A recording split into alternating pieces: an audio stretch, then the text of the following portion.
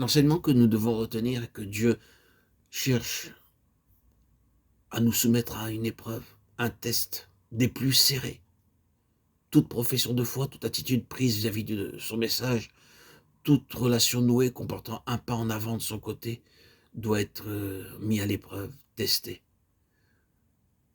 Dieu veut se rendre compte si c'est quelque chose qui n'est qu'extérieur, de surface, une façade, ou bien si la chose s'est frayée un chemin au plus profond de notre vie et a plongé ses racines dans le sous-sol le plus intime de notre expérience. Vérité bien élémentaire en apparence et pourtant, qui sait s'il ne se trouve pas justement ici quelqu'un dont les attaches religieuses sont toutes extérieures, ayant pour objet une chose chrétienne, une œuvre peut-être ou un groupement religieux.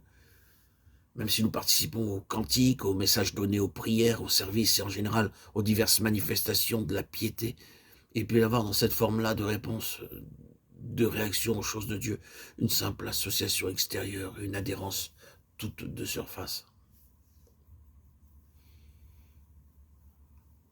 Avez-vous jamais vu une forêt de montagne après un ouragan? C'est une chose qu'on voit encore assez souvent en Écosse, dans les parties rocheuses du pays. Des graines apportées par le vent se sont heurtées au flanc d'une montagne et se sont enfuies d'elles-mêmes dans le sol mince et léger. Elles ont germé, grandi et sont devenues des arbres élancés, immenses, pins ou sapins. Leurs racines se sont étendues, recouvrant une surface considérable autour de chaque plante. Un jour, une tempête terrible survient. Si vous allez à la forêt le lendemain, quel spectacle! Tous ces grands arbres maigres, élancés, sont là, couchés par terre, racines en l'air. Vous demandez comment, au monde, ces racines ont réussi à tenir au sol si longtemps? Pourquoi cette hécatombe? Pourquoi toutes ces racines dressées vers le ciel? Parce que ce sont des arbres qui se sont semés d'eux-mêmes. C'est l'histoire de Matthieu 15-13, un développement basé sur quelque chose de foncièrement personnel. Une attitude spirituelle qui n'est que le fruit de la vie propre, qui a voulu limiter, circonscrire ses réactions aux choses de Dieu, faisant ses réserves de crainte de passer pour extrémiste ou fanatique, refusant de se singulariser, insistant en faveur de l'équilibre, voulant quelque chose qui soit sain à ses propres yeux. La réponse ainsi donnée à l'appel de Dieu émane de considérations exclusivement personnelles, qui toutes ont leur source dans la vie propre.